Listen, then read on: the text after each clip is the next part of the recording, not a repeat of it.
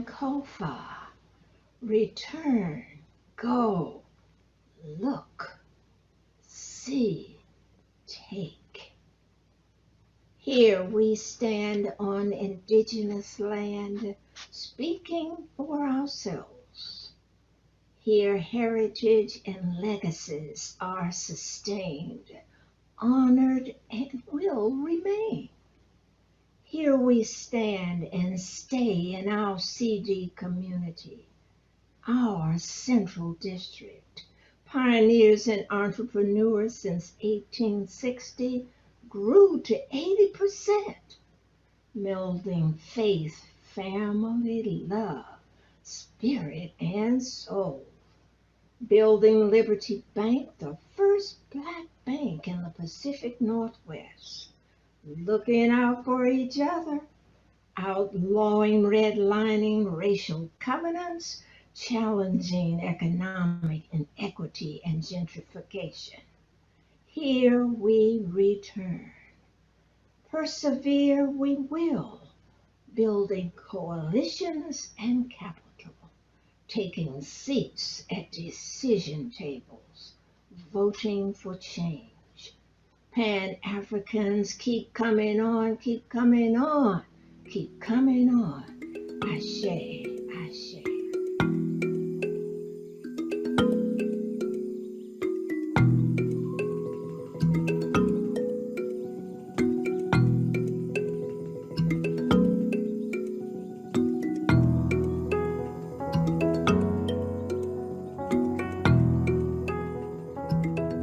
Until the lion tells the story, the hunter will always be glorified. Until the oppressed tell the story, until the raped tell the story, until the huddled masses tell the story, until the victimized tell the story, until the whistleblowers tell the story, until the unwelcome immigrants tell the story, until the powerless tell the story will be incomplete, and the story must be completed. The voiceless must have microphones and megaphones. All lives must matter. The story will be completed, and not someday, far into the future, but soon, and very soon.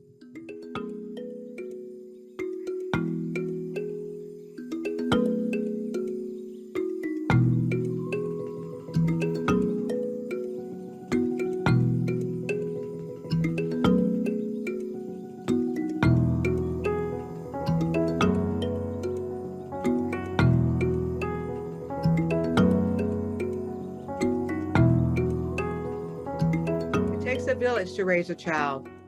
A community forged a village in the Central District of Seattle. And in the village, the children grew up in a safe and healthy environment with backyard gardens, fruit trees, and no fences. The elders canned fruits, made preserves, and delicious pastries. The village had local mom and pop stores, the milkman, and on Fridays, the fishermen came by with freshly caught fish. All the youngsters played in the village. Their different ages and diverse cultures helped shape who they are today. And when the children were toddlers, fathers often took them to the beach. On the beach with father, he offered them the shoreline after a rainfall, smell of fresh air, and evergreens. They gazed in the sunny, shimmering lace waves, the warmth of sun, the serenity of nature, a remembered gift of father.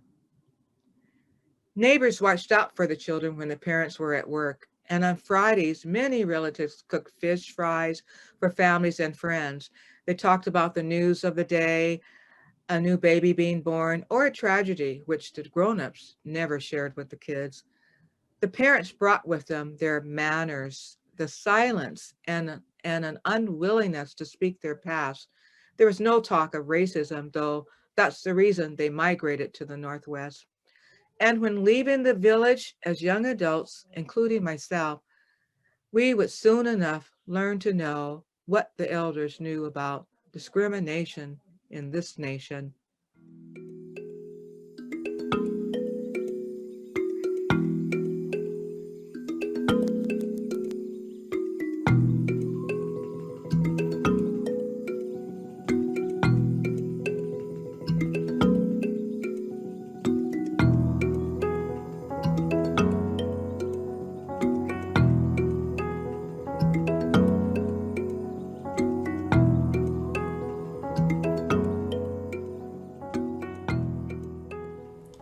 You must attend to your business with the vendor in the market and not to the market's noise. It's a well-known Beninese proverb. The Republic of Benin in West Africa is bordered by Nigeria on the south. The proverb is a financial adage like Oprah Winfrey's advice to mind your own business. That advice, often taken as a pejorative, gives sage instructions on financial literacy. Be aware of your savings. Spend your money with forethought and maintain budget parameters. For example, establish accounts for home, car, and entertainment. The home budget consists of mortgage or rent, food, and upkeep. The automobile budget includes care, gas costs, and future purchase. Place movies, sports attendance, etc. in an entertainment budget. Keep money in these categories static and do not merge. If your monthly budget for entertainment, grooming, or gifts is depleted, leave the others intact.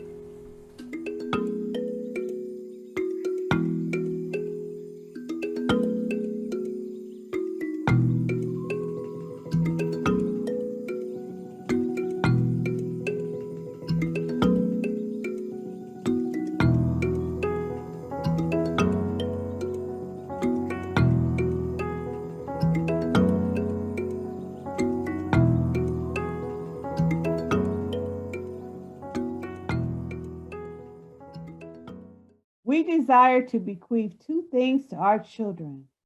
The one is roots, the other is wings. Roots grow deep beyond the surface of our eyes. They hold the substance of our soul. Only God can reveal the greatness they hold. Our children must be nurtured, disciplined with love as they emerge like a butterfly and soar with wings like an eagle. The choking weeds of discrimination, ignorance, and hate must go in order that the promises for their future can flow. Lord, light their way above obstacles ahead as they move onward like our ancestors said. These roots are deep in the depths of our soul. They are more precious than diamonds, more priceless than gold. When you come into the presence of a child, with their head hung down and their face in a frown, tell them to look up and smile and position their crown. Tell them they are significant, outstanding, brilliant, and fine. They must stand up, not shrink back, and let their light shine. Remind them that they are descendants of African kings and queens with great potential which lies within. The struggle is real, but they weren't created to lose, they were created to win.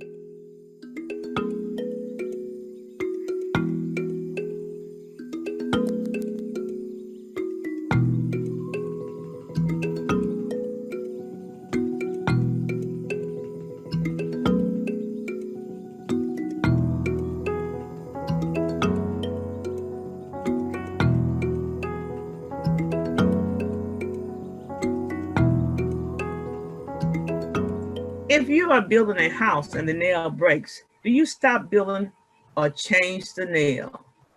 Remembering, tell me, who am I really, old breeze? Am I an African or an American wrapped in an African body? A Black can come from 100 different countries. An African in America can be Black or white. It has been so long, old breeze, and the term for us continue to change from nigger to that of old Negro. It is you who must remember who you are has never changed. Only who others say you are keep changing. Before I went to fetch that pail of water along the river's edge, I was an African queen, free as a bee. I have been afraid to remember after that, old breeze, until your cold, piercing air plunged me into the depth of despair, causing me to remember. Called a slave, I was less than human. I remember from many I became a nigger, or was I a Negro? From that to colored. Then I became, to my horror, my country's second-class citizen. Oh, Breeze, I am not the minority they say I am. I am who I know I am, and that is a descendant of kings and queens, and of free men as well as slaves. I am a part of the wind and the rain. Oh, Breeze, I am not only one of the stars that lights up the heaven, I have been shining for an eternity. Who you are have never changed. At this moment, you are a human on this planet, yet your presence is as eternal as mine. Thank you, O Breeze, for reminding me that it is only when I forget to remember who I really am that I become who others say I am.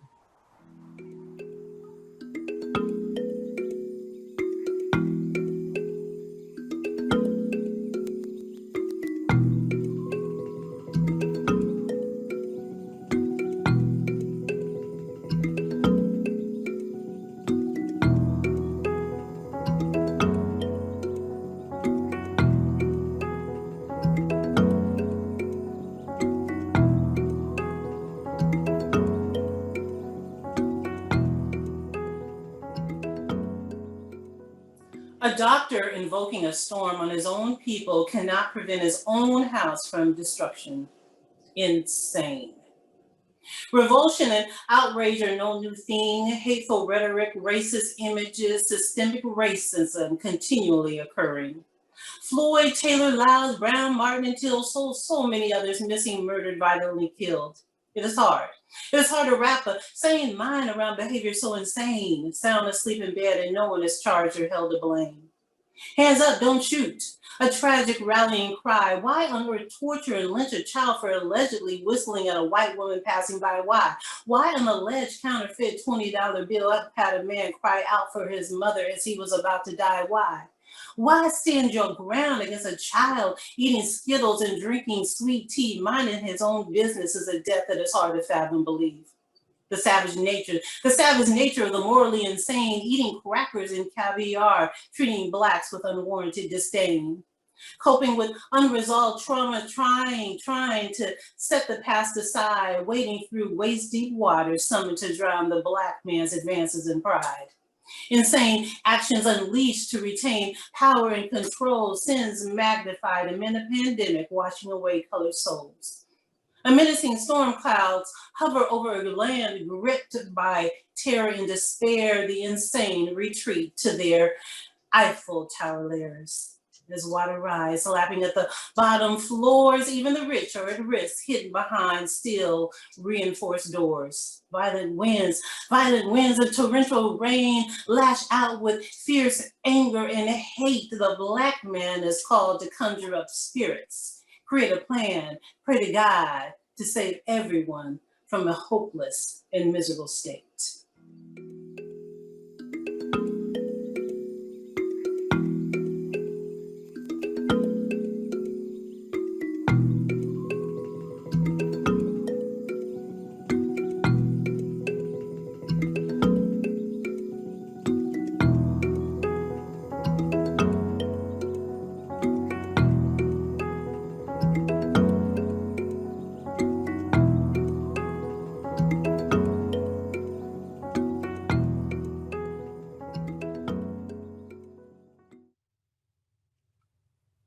No matter how beautiful and how well crafted a coffin might look, it will not make anyone wish for death.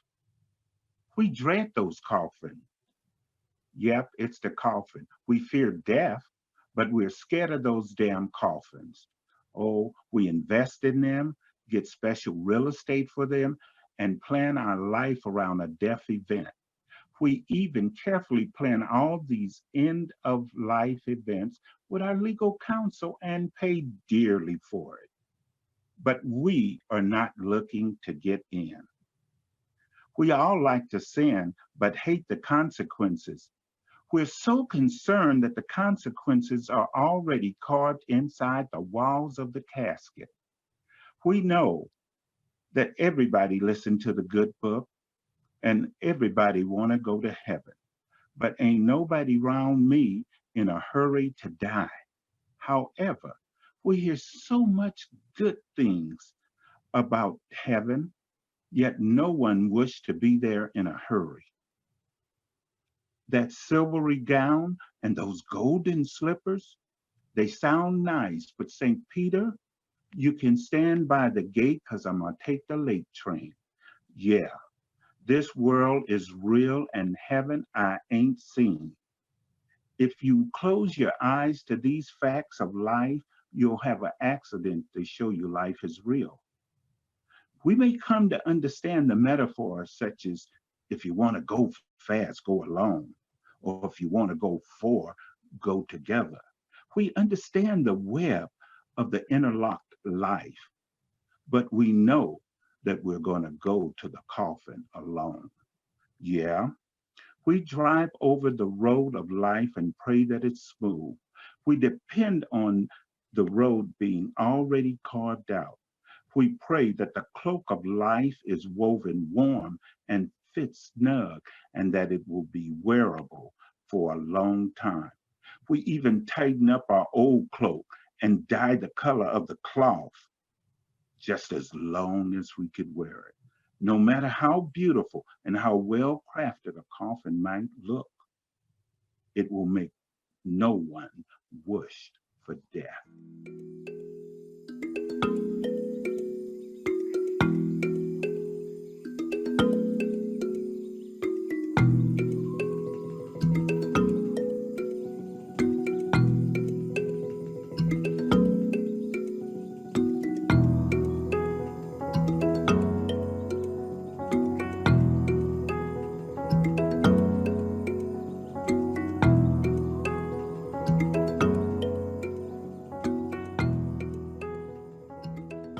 He that beats the drum for the madman to dance is no better than the madman himself. Smoke from the bonfire reaches towards the sky, erasing out the beauty of the setting sun. I'm surrounded by maskless neighbors and friends who I don't recognize anymore. Even my parents, standing next to me, faces once filled with love, are now like the others, unrecognizable. I'm afraid for them. I'm afraid of them. And I don't want to be here. But I'm here, listening to the man at the podium, the one people call our leader, our savior. As he talks, his words, like a magician's sleight of hand, hypnotizes and enchants, casting a spell on the crowd. He stands there, joking with us, acting like he knows us, like he's one of us. But he's not one of us, and I don't want to be him. But I'm here. What if my friends from school knew I was here? Will they think I'm like him? He names people that he used to call friends, but now he calls enemies. Could I be his enemy one day? I'm so confused. The crowd sways back and forth with his words, yelling, clapping louder, chanting his name. Power being drained from us to him. He's taking over our bodies, our souls, our minds, our good intentions. He throws a book into the bonfire he calls the Constitution, and then another he calls laws. They disappear into a puff of smoke. Swallowing the encouraging shouts from the crowd, he stings louder, chest puffs out, back standing taller. Do the others feel peace and joy from his words? I feel fear. If I leave, my family would be branded as traitors by those who stand here now, neighbors and friends armed with weapons of war. And if I left, where would I go? I gaze into the flames, praying for a sign that will break me free from this madness.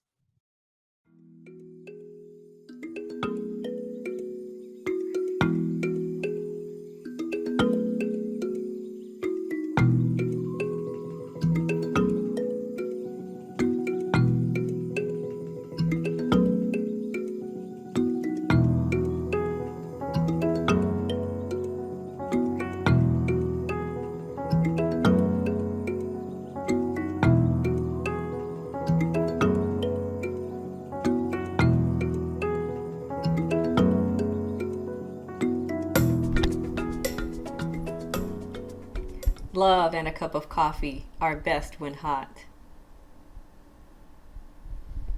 Dear love, you change me daily. If you were suddenly gone, I would stop breathing. You have become my oxygen. Dear love, I have forgotten the things I used to know. Now, my only reference is your voice, your touch, your smell. I always remember you. Dear love, you didn't consult my heart before you affected it. Its only beat is you. You. I am under the influence of you. Dear love, you ignore time and space. My time, my space. You refuse to be limited by my limitations. My borders are overwhelmed and you have become my boundary. Dear love, my world is covered in your residue. I can't escape this matrix, and I don't want to. I enjoy your substance. Dear love, there are signs of you everywhere. I thrive in this condition. You have become my requirement.